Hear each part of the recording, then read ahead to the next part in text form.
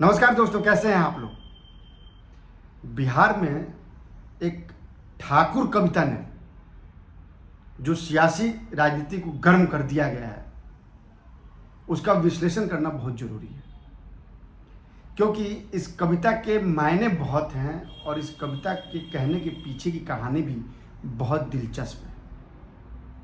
ये कविता यूं ही 4 दिन बाद विवादों में नहीं आया, इसके पीछे एक सोची समझी साजिश है, रणनीति है और एक सोचा समझा प्लान है। मेरे पास पुख्ता जानकारी है कि यह महिला आरक्षण बिल पर जब यह बयान आरजेडी के नेता मनोज कुमार झा, जो राज्यसभा से भी सांसद हैं और जो डिप्टी सीएम तेजस्वी यादव के मेंटर हैं, गुरु हैं, उनके इस बयान के 4 दिन बाद बिहार के बाहुबली आनंद मोहन का इस पे प्रतिक्रिया आना और इसको सियासी सरगर्मियां इस पे तेज हो जाना, ये यूं ही नहीं है, इसके बहुत मायने हैं। इसकी पटकथा जो है वो पहले से ही लिख दी गई थी और इसको अब अंजाम दिया जा रहा है ना। हैरानी वाली बात, आप कहीं जाइएगा मत, क्योंकि मैंने इस पे बहुत गहन अध्ययन किया है और कई लोगों से बात की मैंने। उसके बाद जो निष्कर्ष निकला है वो मैं आपको बताने जा रहा हूँ और बहुत ध्यान से आपको इसको सुनना पड़ेगा, समझना पड़ेगा, तभी आप इसके चीज़ों को समझ पाएंगे, बिहार की राजनीति को समझ पाएंगे और तभी आपको ये समझ में आएगा कि आखिर इस बयान के मायने क्या हैं और आखिर इस कविता के मायने क्या हैं। दरअसल आपको मैं बता दूं, जो मेरे पास जानकारी है, अभी 2 से 3 दिन पहले आनंद मोहन अपनी पत्नी के साथ लालू यादव के घर उनसे मिलने गए थे और वो राबड़ी देवी के साथ उनके आवास पे रहते हैं, लेकिन उन्हें बाहर रोक दिया गया और ये कहा गया कि लालू यादव बहुत व्यस्त हैं, वो मिल नहीं पाएंगे। जिसके बाद से आनंद मोहन बिफर गए और उसके बाद से उन्होंने मनोज झा के इस बयान को लेकर एक तुल दे दिया। तुल इसलिए मैं मनोज झा के बयान का समर्थन नहीं कर रहा हूँ, लेकिन तुल मैं इसलिए कह रहा हूँ कि मेरा सवाल बड़ा ये है कि जिस दिन मनोज झा ने यह बयान दिया था राज्यसभा में, उसी दिन इस पर प्रतिक्रिया क्यों नहीं आई? क्यों उसके 4 दिन बाद इस पर प्रतिक्रिया आनी शुरू हो गई और आनंद मोहन के बेटे चेतन आनंद ने फेसबुक पे लाइव करके इस पर प्रतिक्रिया देनी शुरू की? क्यों आरजेडी के नेता लगातार अब अपने ही नेता के खिलाफ हो गए? आनंद मोहन अभी आरजेडी में है और आपको मैं बता दूं कि आरजेडी ने उलट मनोज झा के इस बयान का पुरजोर समर्थन किया, यह कहते हुए, ट्वीट करते हुए कि आपका बयान जो है वो शानदार और जानदार है। यह यूं ही नहीं है, हम और आप इसे भले गहरा से नहीं समझ रहे, लेकिन इसके पीछे गंभीरता बहुत है और इसको समझना बेहद जरूरी है। दरअसल क्या है कि जब आनंद मोहन जो है वो इस समय आरजेडी से अपने एग्जिट का रास्ता खोज रहे हैं। उन्होंने 23 नवंबर को बिहार के गांधी मैदान में बड़ी रैली का आयोजन करने का ऐलान किया और इस रैली में मुमकिन है कि वो अपने बिहार पीपुल्स पार्टी, जो उनकी अपनी पार्टी थी, उसको फिर से जीवित करेंगे वो। लेकिन इन सब के बीच ये जो घटनाएं हो रही हैं, वो आरजेडी से एग्जिट होने के लिए उनका ये रास्ता बन रहा है।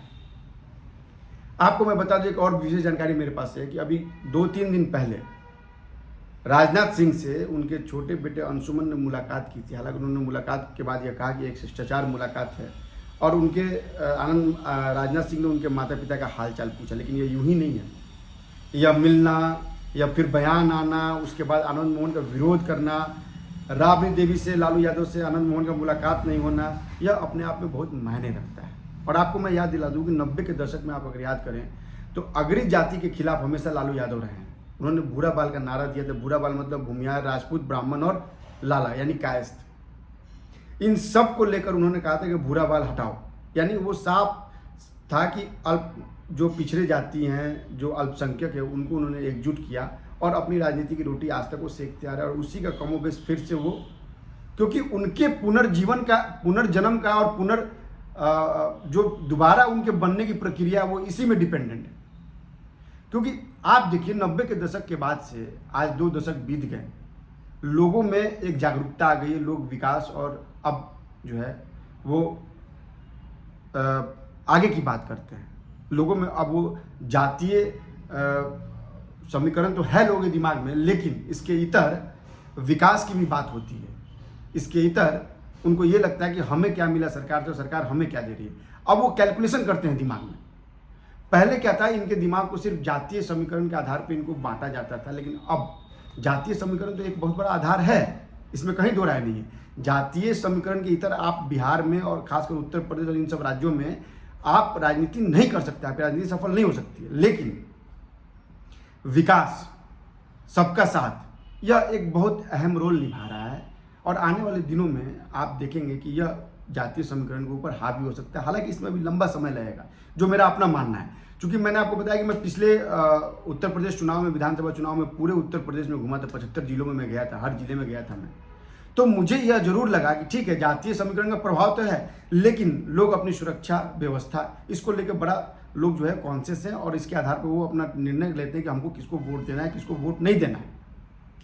बिहार में भी कमोबेश यही राजनीति है। बिहार में भी लोग विकास का स्वाद चख चुके हैं। लालू यादव के अविकास के समय अब विकास का जो पल रहा है वो भारी है। लेकिन यह बातें तो बाद होती रहेंगी और इस पर आगे भी वीडियो बनता रहेगा। लेकिन जो अभी मौजूदा स्थिति है उसमें यह जानना जरूरी है कि यह जातीय समीकरण के आधार पर दिया गया बयान कितना मायने रखता है।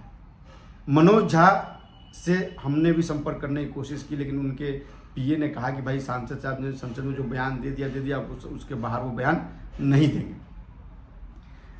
इसके इतर बीजेपी से लेकर आरजेडी, जेडीयू सब इस पर तीखी प्रतिक्रिया दे रहे हैं। जेडीयू ने तो कहा कि अगर बाहर, सदन के बाहर बोलते तो उनको हम बताते कि भाई इसका अंजाम क्या होता है, ठाकुरों पर हमला करने का अंजाम क्या होता है। यह ठीक बात है कि आपने बयान दिया, या अब इस पर विश्लेषण भी किया जा रहा है और लगातार इस पर प्रतिक्रिया भी आ रही है। लेकिन सवाल इसका यह है कि क्या इसी के बहाने आरजेडी में बड़ी टूट की संभावना है? अगर ये बड़ी टूट होती है तो इसका फायदा किसको होगा, ये आप समझिए। ये एनालाइज करना भी बहुत जरूरी है। इसका फायदा सीधा जेडीयू को होगा, इसका फायदा सीधा बीजेपी को होगा। अगर आप समझिए, अगर आरजेडी के विधायक टूटते हैं, अगड़ी जाति के विधायक टूटते हैं, क्योंकि यह सिर्फ एक जाति पर नहीं, ये पूरी तरह से एक तरह से पूरी अगड़ी जाति पर हमला किया गया है। अगर टूटते हैं तो वो किसके पाले में जा सकते हैं? वो जा सकते हैं जेडीयू के पाले में, वो जा सकते हैं बीजेपी के पाले में। और अगर वो अगर आपको जो मैं बता दूं कि लगातार इधर बड़ी संभावना बन रही है कि जेडीयू नीतीश कुमार जो वो फिर से बीजेपी के साथ आ सकते हैं, जिसकी संभावना प्रबल है। तो अगर आरजेडी के विधायक बीजेपी में आते हैं, जेडीयू में आते हैं, तो फायदा किसको होगा? फायदा होगा बीजेपी को, जेडीयू को, और आरजेडी जो है वो हाशिए पे चली आएगी। क्योंकि लालू यादव को ये समझ में आ गया है कि उनकी राजनीति अब चल नहीं रही है। उनको एक ऐसी राजनीति, अपने बेटे को राष्ट्रीय स्तर पर स्थापित करने के बाद वो राज्य स्तर पर भी स्थापित करना चाहते हैं, और वो चाहते हैं कि वो जल्दी से जल्दी उसको मुख्यमंत्री की गद्दी मिले और वो बिहार को उसका राज हो, जिस तरह से उन्होंने अपनी पत्नी राबड़ी देवी को बैठाया था। ये दिगर की बात है कि वो बार बार ये दावा किया जाता है कि एक पत्थर तोड़ने वाली को लालू यादव ने सांसद बना दिया, उसमें भी एक राजनीति थी। लालू यादव उस दौर में अगड़ी जाति को दरकिनार करना चाहते थे। लालू यादव फूट की राजनीति करते हैं। लालू यादव सबका साथ, सबके विकास की बात नहीं करते हैं। लालू यादव ये जानते हैं कि अगड़ी जाति को अगर हम फोड़ेंगे तो हमारी राजनीति, हमारा वोट जो है पिछड़ी जाति में कंसोलिडेट होगा, मुसलमानों का वोट कंसोलिडेट होगा और अल्पसंख्यकों का वोट कंसोलिडेट होगा, जिसके बाद उनकी सीटें बढ़ेंगी, और जिसका नतीजा आपने 2000 पिछले विधानसभा चुनाव में देखा था। लेकिन इसके इतर अगर बिहार पीपुल्स पार्टी को आनंद मोहन जीवित करने जा रहे हैं, जिसकी संभावना पर्याप्त है, तो आप सोचिए कि यह कितना बड़ा वोट बैंक में सेंध होगा। जो लोग ये कह रहे हैं कि बी पार्टी है उनकी आरजेडी, जो बी पार्टी है आनंद मोहन सिंह, सवाल बी पार्टी का नहीं है, सवाल है यहाँ अस्मिता का सवाल। अगर किसी का अस्मिता पर सवाल आता है तो फिर राजनीति का रंग बदल जाता है, फिर राजनीति उसके अगल बगल नहीं, उससे बिल्कुल विपरीत होने लगती है। और यही बेस कमो बेस आनंद मोहन ने एक विवाद खड़ा कर दिया, जिसके बाद अब की संभावना पर्याप्त मानी जा रही है कि आनंद मोहन जो है वो अब एक बड़ी राजनीति, बड़ा खेल करने जा रहे हैं।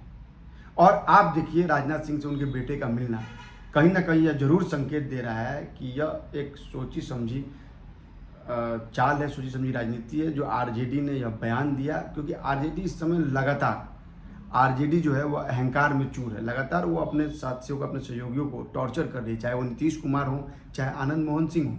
हालांकि आरजेडी ये बार बार कह रही है कि आनंद मोहन सिंह को जो सांस मिल रही है वो आरजेडी की वजह से, और बात भी सही है। क्योंकि आनंद मोहन सिंह को जितने आरोप है और जिस तरह से वो जिस तरह से वो केस मुकदमे चल रहे हैं, आरजेडी ने उनको सपोर्ट किया, लेकिन वो भी अपने फायदे के लिए सपोर्ट किया। आप ये मान के चलिए कि जिस दिन यह बिखराव हुआ उस दिन बिहार में क्या होगा। बिहार को करीब से समझने वाले ये समझ रहे हैं कि यह एक संकेत है कि यह पार्टी में बहुत बड़ी टूट की पहल है, और अगर ये टूटता है तो आप समझिए इसका असर कितना इम्पैक्ट होगा। थोड़ा और विश्लेषण करते हैं। आप समझिए कि जिस जेडीयू को लेकर और आरजेडी में गठबंधन है, उसमें तो पहले ही इस महागठबंधन में दरार लग रही है। कांग्रेस जो है वो लगातार नाराज चल रही है। कांग्रेस के विधायकों को मंत्री नहीं बनाया गया। कांग्रेस लगातार कह रही है कि हम तो लोकसभा सीट में 10 सीटों पर चुनाव लड़ेंगे। इसके बाद क्या बचता है महागठबंधन में? किस तरह का इनमें, जब दल में मत है ही नहीं, दल तो मिल गए हैं लेकिन मन में मत नहीं है, फिर क्या करेंगे ये लोग? यह सोचना बहुत इंपॉर्टेंट है, क्योंकि इसी के इर्द गिर्द, इसी के धुरी पर यह राजनीति होगी, और इस राजनीति को समझना हम लोगों के लिए बेहद जरूरी है। आनंद मोहन सिंह का जिस एरिया में दबदबा है, वहाँ पे बीजेपी की भी सेंध है। आनंद मोहन ये जानते हैं कि अगर अग्रणी जातियों के समर्थन में खड़ा नहीं हुआ गया तो यह जो उनका वोट बैंक है, जो जनाधार है, वो खिसक जाएगा, और इसके बाद ना वो घर के रहेंगे ना घाट के रहेंगे। लालू यादव यह जानते हैं कि अग्रणी जाति के वोट उन्हें बहुत ज़्यादा मिलने वाला नहीं, अग्रणी जाति उनके विरोध में है, इसलिए वो पिछड़ी जाति को कंसोलिडेट करने के लिए लोकतंत्र के सबसे बड़े मंदिर से उन्होंने एक बड़ा संदेश दिया। उन्होंने यह बताया कि सामंतवाद, हालांकि देखिए बार बार वो अपने बयान को करेक्ट कर रहे हैं, वो कह रहे हैं कि ये सामंतवाद के खिलाफ है, लेकिन ये सामंतवाद के खिलाफ नहीं है। सामंतवाद को इंगित करने के लिए बहुत सारी बातें कही जा सकती है, लेकिन एक ठाकुर शब्द का इस्तेमाल करना, अपने अंदर के ठाकुर को मारो, यह किस संदर्भ में कहा गया आप इसको खुद समझ सकते हैं, आप इसका खुद एनालाइज कर सकते हैं। लेकिन जो मेरा अपना मानना है वो मानना है कि यह एक सियासी भूचाल लेकर आने वाला है।